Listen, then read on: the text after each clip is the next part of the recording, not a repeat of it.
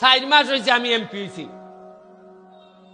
আমি জানি আগামীবার মনে হয় না এমপি হইতাম পারবো খুঁজা। খেরে দমলন না, খেরে হইতে পারতাম না। কারণ আমি রাস্তা বড় করবার লাগে আরেক বেটার ঘর কিছু বাংমু। এই বেটায় কইব ওই এরে বুটটা দিয়ে আমার কত বড় ভুল হইছে। কিন্তু যা হইব সব সোনারঘাটের কল্যাণে হইব। আমি যদি মইরাও যাইগা তাতেও যদি আমার সোনারঘাটের মানুষে মনে করে যে এই ফুলাটা মরছে সোনারঘাটের লাগিয়া, আমার একটা বিশ্বাস সোনারঘাটের মানুষের সবচেয়ে বড় জানাজা আমারে দিয়া দিব। 4 মাস গেছে, সরকারি বরাদ্দ পাইছি 29.29 কোটি। কত পাইছি? আগে জীবনে 29, আগে থেকে 5 টাকাও জানলাম না।